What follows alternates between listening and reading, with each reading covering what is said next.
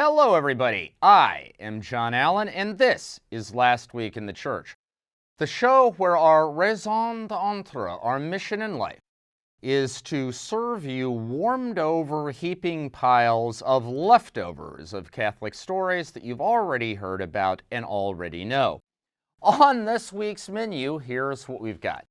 Pope Francis opens the Synod on Synodality, which is either the boldest mass consultation in human history or sound and fury signifying nothing, depending on how you look at it. A new poll of American Catholics contains a stunning revelation on the Latin Mass. The U.S. bishops get ready to rumble over the issue of communion for pro-choice Catholic politicians. Pope Francis vows to never stop being a pest. And finally, a tsunami may be headed for the prosecution in the Vatican's trial of the century. That's what's on our menu, so please stick around. All right, everybody, happy Monday to you. Hope you had a great weekend. Ours was a bit of a mixed bag, but on the whole, delightful. On Saturday, we went to the wedding of our our current colleague, former employee, Claire Jean Grevet. Used to be a staff writer at Crux. She is now the Vatican correspondent for Religion News Service and doing just a terrific job. She got married to her fiancé, Federico. I honestly, for the life of me, cannot remember his last name. I can tell you he's from Milan. I can tell you he's a delightful young man. In any event, we are at Claire and Fede's wedding. It took place up north in Italy, about an hour and a half outside Rome, in the rolling hills of Umbria. The wedding mass was in this rustic country church that was adorned with 1,000,001 flowers for the occasion. It was beautiful. And then the reception took place at a winery that is located in the hills of Umbria, produces a fantastic white served chilled. It was a magnificent event. And here's the thing about a wedding. I noticed this about our wedding. My wife and I got married a couple of years ago in Key West. I've noticed it about every wedding I've ever gone to. Did you ever notice how at a wedding, like all the people who in any other context hate each other, nevertheless make nice? Like, if you've got a husband and wife who split up a long time ago and it was a bitter divorce and there's like decades of acrimony, nevertheless, for their child's wedding, all of that gets set aside and everybody has fun. When we got married, our pastor, Father John Baker in Key West, said to us that there is a reason that Jesus compared the kingdom of heaven to a wedding banquet. Because it's that one moment in human affairs where, like, the better angels of our nature actually prevail. Anyway, it was a blast. The downside of the weekend was that Rome lost last night to Juve, which is like losing to Microsoft. I mean, Juve wins all of the time. It's just not fair, but it keeps happening for reasons that surpass understanding.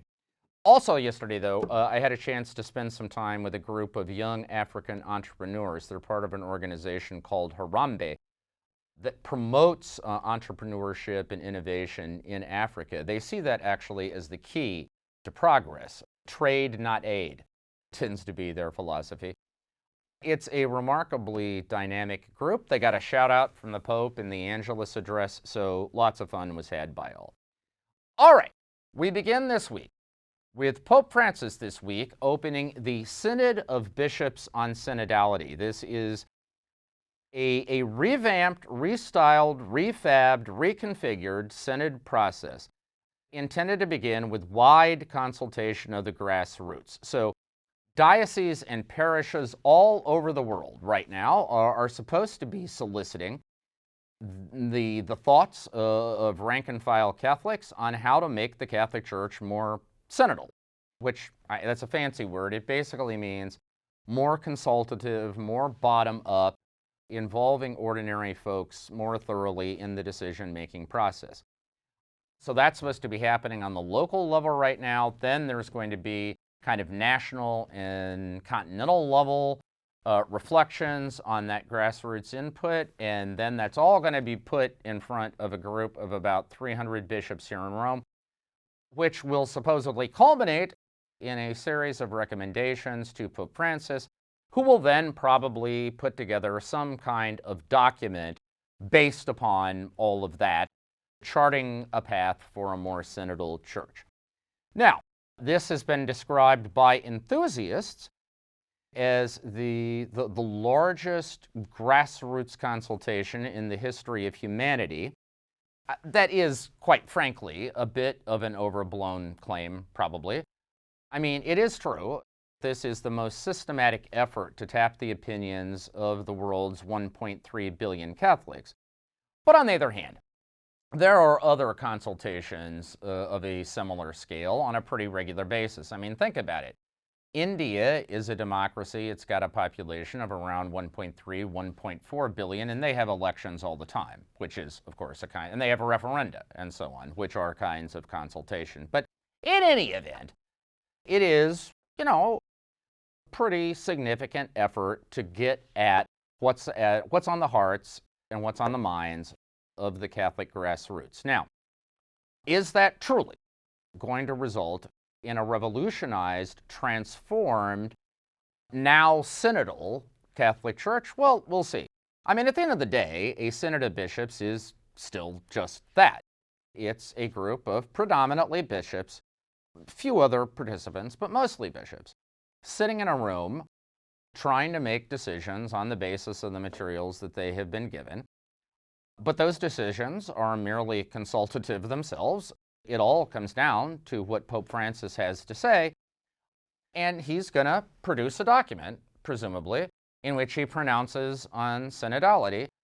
And the truth of it is, he's already pronounced himself more times than anyone can count. I mean, the number of times Pope Francis has talked about synodality is like the national debt. It goes up every second, almost. And therefore, the document he is likely to produce will probably echo a good deal of what he's already said. So, there are others. Cynics will tell you this is mostly sound and fury, signifying relatively little. It's sort of the classic begin with a mountain, end with a molehill kind of exercise. I mean, we will see. Time will tell.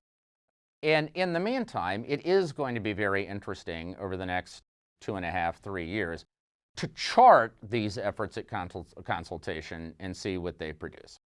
All right. The Pew Research Center, and God bless them, thank God for them, because they are the premier pollsters on matters religious in the United States. Usually 2 times a year, they conduct a survey of American Catholic opinion. Generally, the headline to come out of that survey is whatever American Catholics think about the Pope, and newsflash, it's always very positive. I mean, the lowest rating any Pope has ever gotten since these polls began is like in the high 60s. Usually it's in the 80s. They're the kind of numbers that politicians would drool over. This most recent poll found that 83% of American Catholics have a favorable view of Pope Francis.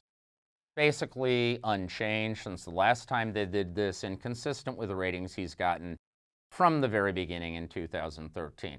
By the way, it makes you wonder where this narrative that American Catholics don't like the Pope comes from, because solid majorities obviously do. But that's not really the news flash from this poll. Instead, it was a question about the Latin Mass. Now, if you watch the show, you will know that recently Pope Francis imposed sweeping new restrictions on celebration of the Latin Mass, basically eviscerating the permissions for celebration of the Mass that had been given by Pope Benedict XVI. Now, when it happened, and since, that decision on the Latin Mass produced an avalanche of commentary on blogs, in the media, pretty much anywhere the chattering classes assemble. Okay, we have spilled oceans of ink reporting this story, getting reactions to the story, getting reactions to those reactions, analyzing, dissecting, explaining, backgrounding. There was virtually a 3-week period in which we talked about almost nothing else. Okay, here's what the Pew Poll found. In response to the question, what do you know about, or no, the question was, sorry, how much have you heard about new restrictions on the Latin Mass imposed by Pope Francis? 2/3 of American Catholics, that's more than 66%, 2/3 said they had heard nothing. Nothing. Jack, zilch, nada, niente, nothing. Now, what do we conclude from that? Well, in the first instance, we conclude that the Latin Mass is a classic example of an issue that is of intense interest to a very small fraction of the overall population, and that the vast majority of Catholics aren't interested, pay no attention, just don't care. So that's the first thing to conclude. But I think there's a broader conclusion out of all of this, which is that we reporters, when we think about the Catholic Church, we think of it in political terms. All reporters are at heart political reporters. We're interested in policy and debates and disagreement and fault lines and fractures and all of that kind of thing.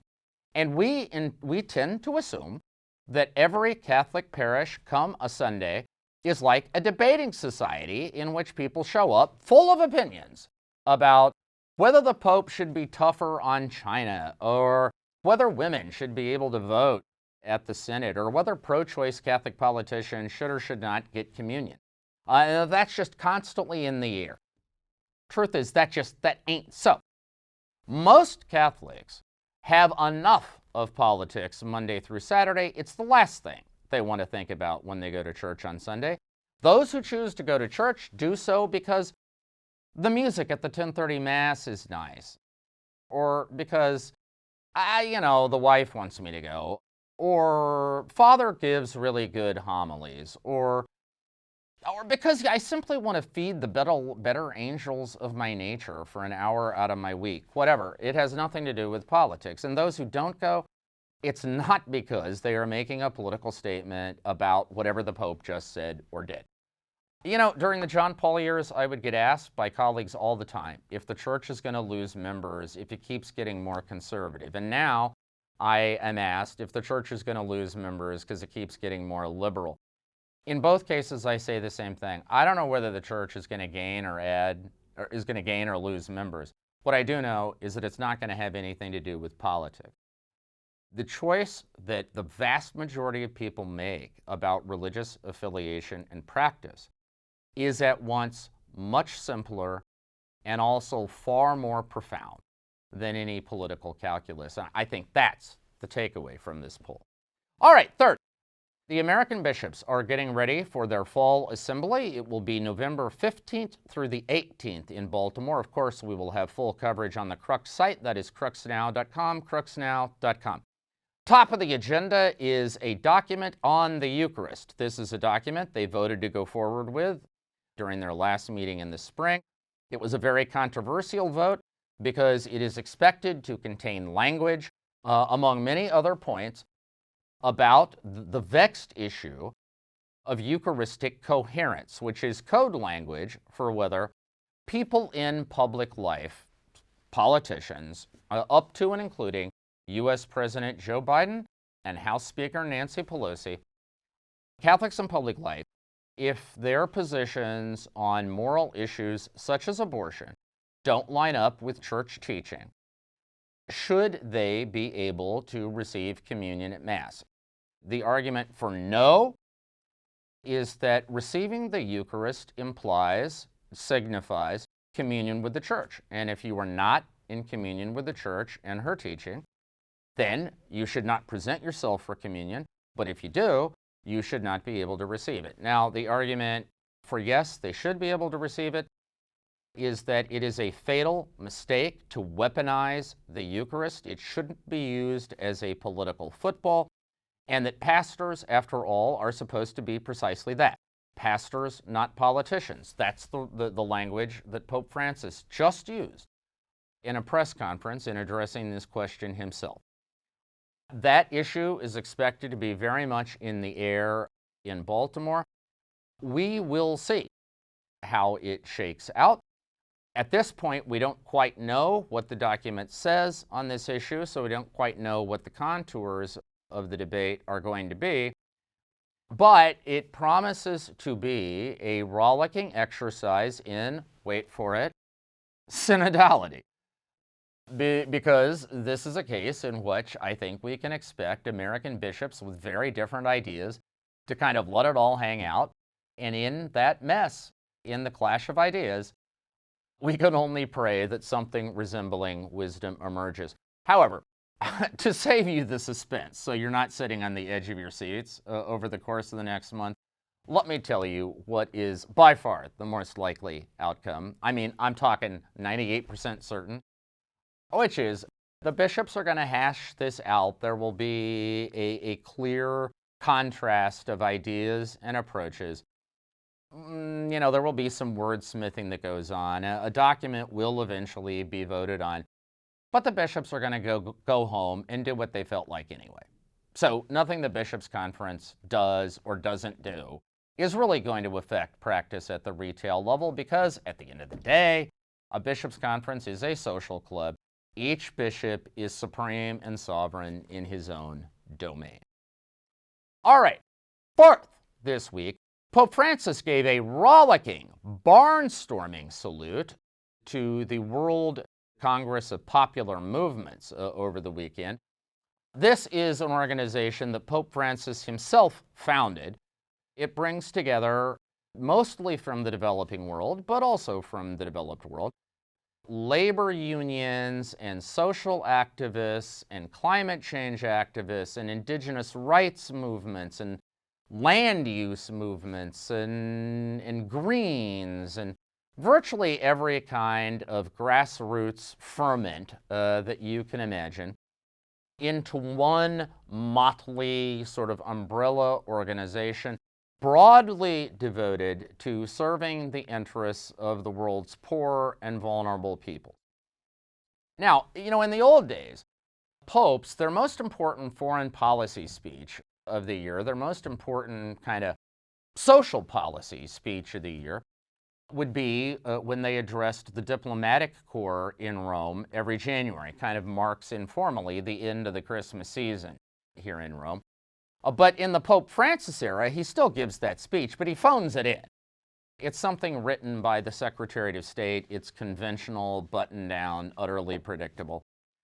If you want to know what's really on Pope Francis's mind on these fronts every year, look at the message to these popular movements, because those are his peeps. That's where Pope Francis comes alive.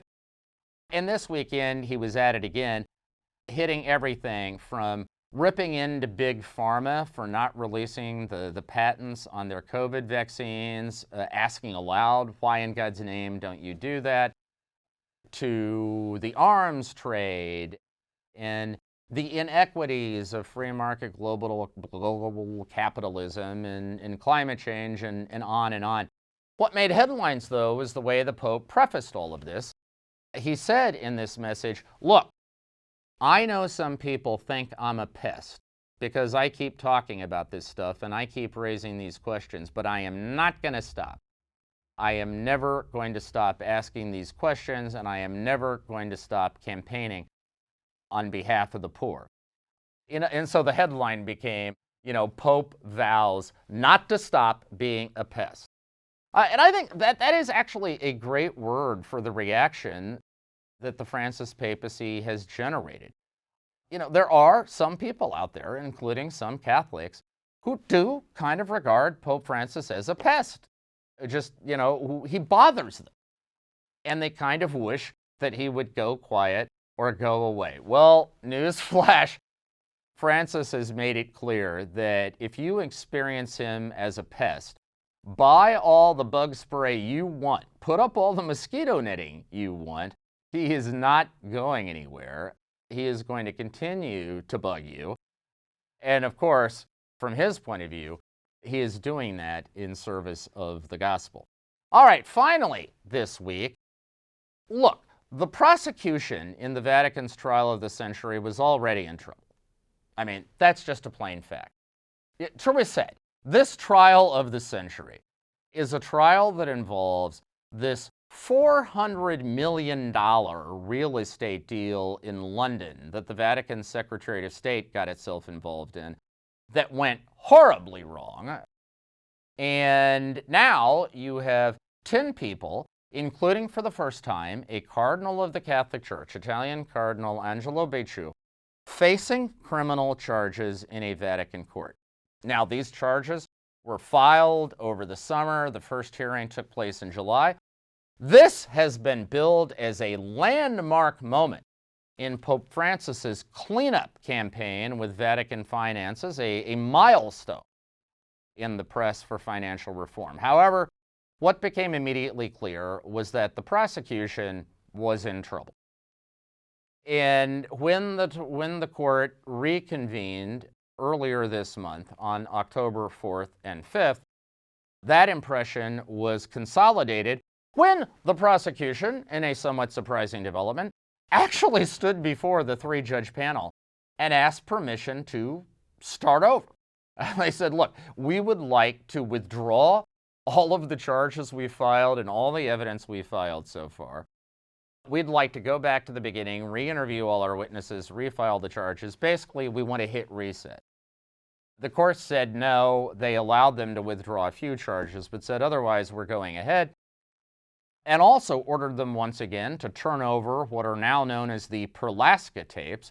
These are video recordings of the prosecution's star witness, Italian Monsignor Alberto Perlasca, who was kind of the principal architect, the prime mover on the London deal, but who is now turned state's evidence, basically rolled over on his former confederates, and is collaborating with the prosecution. His testimony was videotaped.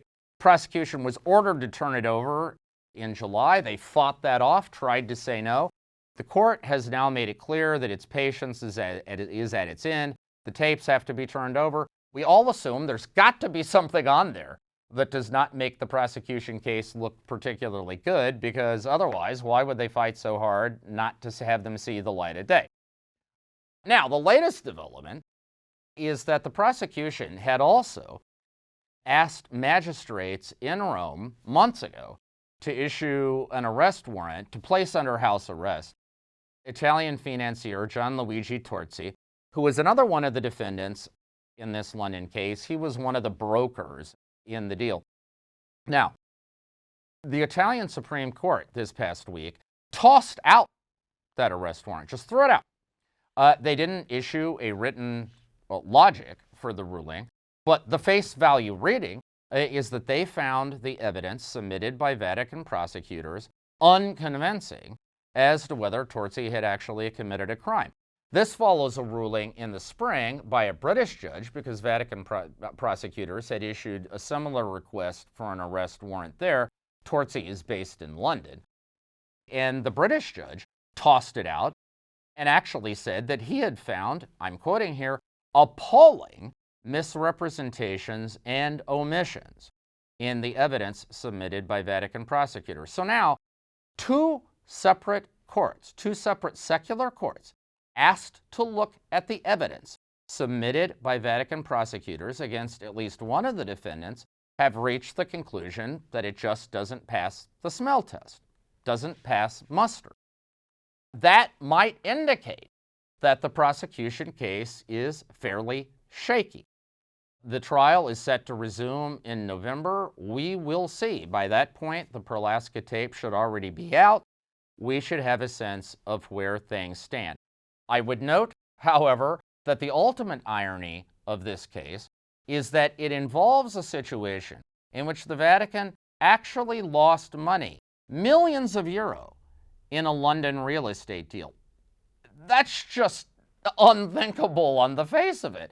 I mean, our managing editor, Charles Collins, lives in the UK, and as he put it recently, you could pick up a piece of dirt in the middle of a London street, and by the time you got to the corner, it would have increased in value.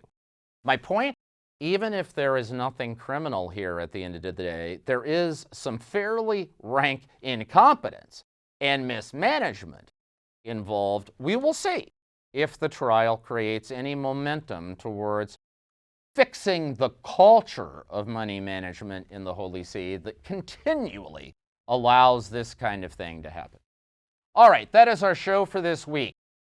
If you are inclined, please go onto the social media platform of your choice and give us a retweet, give us a like, give us a thumbs up, write us a nice review someplace. We are trying to get this show before the eyeballs of as many people as possible because we are determined to bilk every last morsel of taste out of our stale bucket full of news.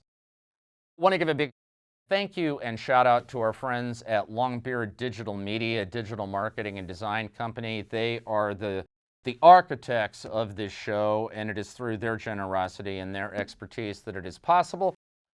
Also, want to encourage you to find full coverage of all the stories we've talked about on the Crux site. That is cruxnow.com. Cruxnow.com, your one-stop shopping destination for the very best in smart, wired, and independent Catholic journalism. For the next 7 days, have a fantastic and blessed week. Stay safe, stay healthy, stay happy. We will see you again next Monday.